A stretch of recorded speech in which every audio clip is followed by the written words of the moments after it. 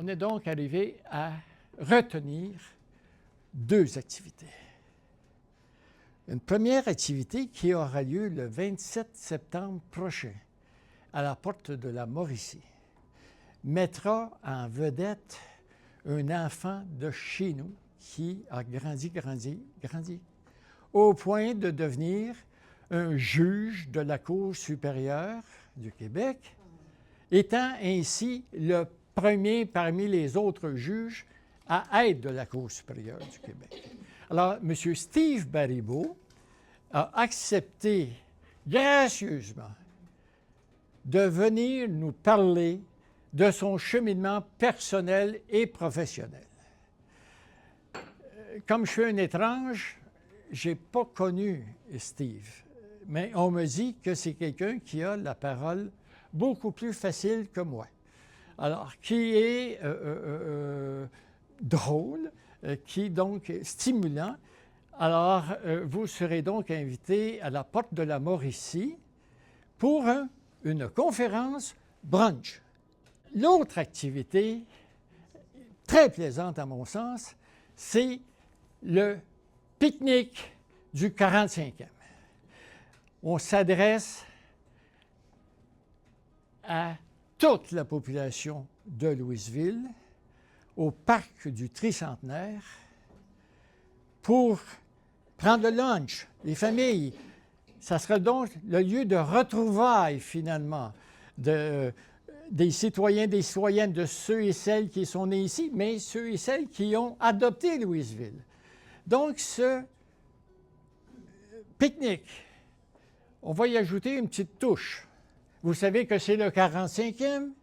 On multiplie par 10, donc ça sera un gâteau qui aura 450 portions.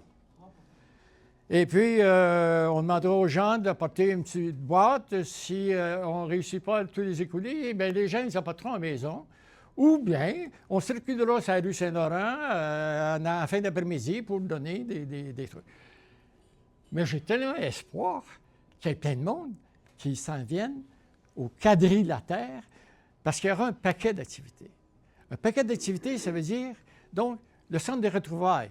Hein? Ça veut dire les photos d'école. On parlera aux gens, on dit, apportez vos photos de troisième année B, et ainsi de suite. On dira aux gens de venir jaser avec les amis à qui ils n'ont pas parlé depuis 30 ans, peut-être. Bon. Il y aura un mur du souvenir. Le mur du souvenir, ça sera peut-être un 25 pieds, du papier, et ça sera le legs que les gens laisseront à la Société d'histoire et à Louisville. Les souvenirs, mon plus beau souvenir de Louisville, c'est signé, c'est Paul Latendresse, ainsi de suite, ainsi de suite. Donc, on se livre, hein?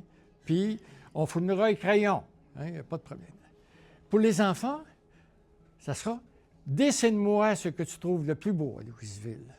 Alors, il y aura cette dimension-là. Il y aura la galerie des disparus, l'exposition de photos. Vous savez, de plus en plus, on ne lit pas beaucoup. Mais des fois, on dit du temps qu'une image vaut 1000 mots. Donc, on va tâcher de faire lire les gens à venir voir les grands disparus. Qui sont les grands disparus? Bien, c'est le Windsor, c'est le Couvent, c'est le Miss Louisville, c'est ceux qui ont malheureusement disparu, soit par démolition, comme la maison de M. Lucien Bélan, coin Saint-François-Xavier et Saint-Laurent, qui était une merveille, aussi belle que le Saint-Laurent maintenant. Alors,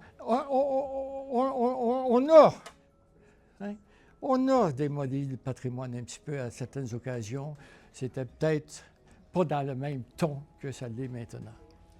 Parce que, vous savez, dans la mission de la Société d'histoire et de généalogie, bien sûr, c'est de sensibiliser les gens à l'histoire, c'est d'inviter les gens à s'occuper de la généalogie de leur famille, mais c'est aussi de prendre soin du patrimoine bâti, de le préserver et de le promouvoir aussi. Alors, ça devient une pièce importante du futur de Louisville. Je le dis à mon maire parce que ce n'est pas la première fois qu'on se parle sur ce sujet-là. Hein? Bon. Alors, le tourisme, un des premiers volets du tourisme à Louisville, c'est justement notre patrimoine. C'est ça qu'il s'agit de mettre en valeur à un moment donné. Alors, donc, il y aura ça. Puis il y a aussi des grands disparus. Bien, il y aura identification de gens qui ont marqué la ville, la population, et qui nous ont quittés entre 1981 et 2026. Bon. Alors, cette activité-là, il y aura aussi une place qu'on dira « À vous le micro ». Alors, vous chantez, vous dansez, vous êtes un amateur de slam, vous avez aussi cette qualité, vous avez un petit groupe, vous avez une anecdote à raconter, vous avez une histoire cochonne peut-être? Non, parce qu'il y aura des enfants. Alors, il faudra faire à l'index à ce moment-là. Donc, les gens pourront prendre le micro pour s'exprimer pendant cette période. Ça sera entre midi et 16 heures. Et on prendra des mesures avec la Ville pour que finalement la sécurité soit la plus assurée possible. Voilà. Il y aura d'autres activités. Il y aura un rallye historique familial qui demande à être finalisé. Il est là, mais les dates, le contenu, les récompenses, tout ça, c'est à venir, mais ça va se faire probablement dans la deuxième fin de semaine du mois d'août. Nous avons, au cours des dernières années, préparé un circuit touristique et je pense qu'on sera prêt à le mettre en route à compter de la Saint-Jean. De faire cette visite d'une vingtaine de maisons patrimoniales dans le centre-ville et les rues perpendiculaires, adjacentes ou parallèles à ce moment-là. Oui, OK. Alors, voyez-vous, j'étais assez fort en géométrie. Alors, donc, cette vingtaine d'immeubles pourront être mieux connus. Il y aura des capsules là-dedans, des histoires, des anecdotes, mais aussi une description minimale de l'architecture de ces lieux qu'on va visiter. Qu'est-ce qu'il y aura ensuite? Il y aura, bien sûr, vous allez faire marcher vos yeux en visitant la rue Saint-Laurent et en vous arrêtant à l'occasion dans une boutique qui aura été choisie au préalable, qui va nous offrir un texte, une photo de l'histoire de Louisville. Et ça peut être une histoire plus lointaine que celle dont nous touchons, de 81 dans les 45 dernières années. Donc, ça peut être d'autres. Mais si on s'en va chez grand-père, par exemple, et puis à tous les 3 ou 4 semaines, on pourra renouveler cette photo, ce texte-là. Donc, ça sera une façon de s'approprier à notre rythme en marchant sur la rue Saint-Laurent, donc l'histoire de notre ville. Après 45 ans, on veut s'identifier. Donc, c'est une épinglette qui sera faite, bien sûr, Société d'histoire et de généalogie de Louisville, donc un pins, comme disent les Français, et donc qui sera alentour justement de la Saint-Jean, qui va se retrouver dans des boutiques, des magasins, et bien sûr à la Société d'histoire.